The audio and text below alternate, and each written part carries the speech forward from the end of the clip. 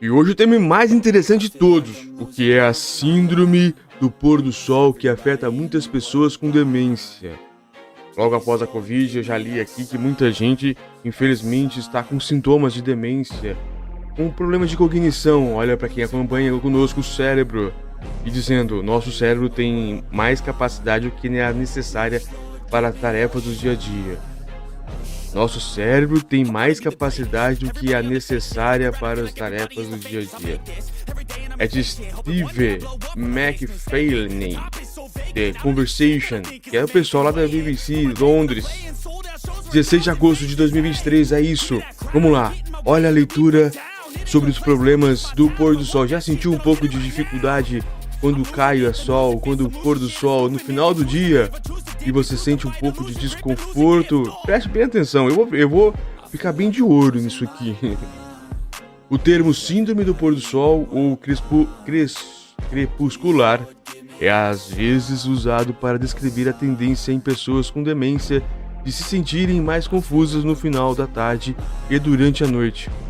Primeiramente, é necessário enfatizar que o termo é muito mais simplista do que e pode abranger uma ampla variedade de comportamentos em muitos contextos diferentes. Quando avaliamos as mudanças do comportamento na demência, é sempre melhor ouvir uma descrição completa e precisa do que a pessoa está fazendo nesses momentos, em vez de aceitar que estão sofrendo da síndrome. É muito hoje, pausa, né? Hoje é muito comum as pessoas dizerem que são autistas, tem TDAH, tem isso, tem aquilo, porque os temas eles entraram nas pautas, então as pessoas têm algum sintoma parecido, às vezes é só um probleminha ali, uma coisa normal do dia, e já se automedica, auto-intitula, ou se diagnostica, autodiagnostica como autista, como TDAH. Então preste bem atenção, vamos ler e saber o que é, antes de sair dizendo talvez tenha a síndrome. Esse conjunto de comportamento frequente descritos incluem confusão, ansiedade, agitação, andar de um lado para o outro e seguir outra pessoa. Isso frequentemente descritos. Isso a gente pode ter um pouco de estresse também. Isso pode se manifestar de maneira diferente dependendo do grau de demência, da personalidade do indivíduo e de seus padrões de comportamentos anteriores, além da presença de gatilhos específicos. Então, por que esses comportamentos alterados tendem a surgir em momentos específicos do dia? E o que devemos fazer quando acontecem com um ente querido? Tópico: menos informação sensorial. Todos nós interpretamos o mundo por meio das informações que o nosso cérebro recebe por meio de nossos 5 sentidos. Os sentidos principais são a visão e a audição. Olha, eu não tinha essa informação assim. Que os principais sentidos são visão e audição.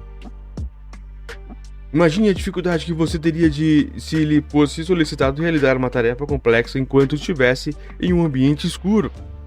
Pessoas que vivem com demência dependem igualmente das informações sensoriais para compreender e interpretar corretamente o seu entorno. À medida que a luz vai diminuindo em direção ao final do dia, também diminui a quantidade de informações sensoriais disponíveis para auxiliar um paciente com demência a interpretar o mundo. O impacto disso em um cérebro que já possui dificuldades em integrar as informações sensoriais pode ser significativo, resultando em maior confusão e comportamentos inesperados. Tópico: esgotamento cognitivo. Todos nós já ouvimos que usamos apenas uma fração do nosso poder cerebral. E é verdade que temos mais poder cerebral do que geralmente é necessário para a maioria das tarefas diárias. Essa reserva cognitiva pode ser usada quando precisamos realizar tarefas complexas ou estressantes que exigem mais esforço mental. Mas, se você não tiver muita reserva cognitiva? Olha a pergunta!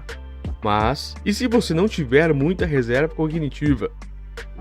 As mudanças que eventualmente levam aos sintomas da doença de Alzheimer podem começar a se desenvolver até 30 anos antes desses sintomas aparecerem. Nesse tempo, de forma simples, a condição esgota nossa reserva cognitiva. É somente quando o dano causado é tão significativo que nosso cérebro não pode compensá-lo e desenvolvemos os primeiros sintomas do Alzheimer e outras formas de demência. Portanto, quando alguém apresenta os primeiros sintomas, muito cedo da demência, grande parte do dano já ocorreu. A reserva cognitiva foi perdida e os sintomas de perda de memória finalmente se tornam evidentes. Como resultado, as pessoas que vivem com demência precisam fazer muito mais esforço mental durante o dia do que a maioria de nós. Essa dizer, né? Parentes, quem não tem demência hoje, não tá com alguns problemas cognitivos em razão da Covid e de todos os problemas que a vida traz. Não é muita coisa, a vida é linda, mas os problemas acontecem. Vamos lá. É difícil. Todos nós já nos sentimos cognitivamente exaustos, cansados e talvez um pouco irritados após um longo dia realizando uma tarefa difícil que exigiu um alto nível de esforço mental e concentração. As pessoas que vivem com demências precisam fazer uma quantidade similar de esforço mental apenas para cumprir sua rotina diária. Por isso, não é surpreendente que, depois de várias horas dedicadas a um esforço mental constante apenas para sobreviver, muitas vezes em um local não familiar, elas tendam a se sentir cognitivamente exauridas. Tópico: o que devo fazer? As casas de pessoas com demência devem estar bem iluminadas durante a tarde e a noite, quando o sol está se pondo, para auxiliar a pessoa com demência a interagir e interpretar as informações sensoriais. Uma breve soneca após o almoço pode ajudar a aliviar a fadiga cognitiva no final do dia. Isso oferece ao cérebro a oportunidade de recarregar.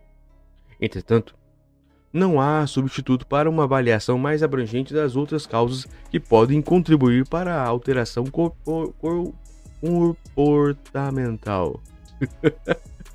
Isso é muito forte.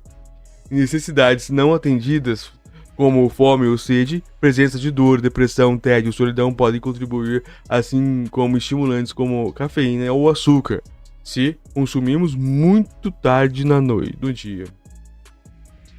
Os comportamentos frequentemente descritos com o termo excessivamente simplista de síndrome vespertino são complexos e suas causas tendem a ser individuais e interrelacionadas.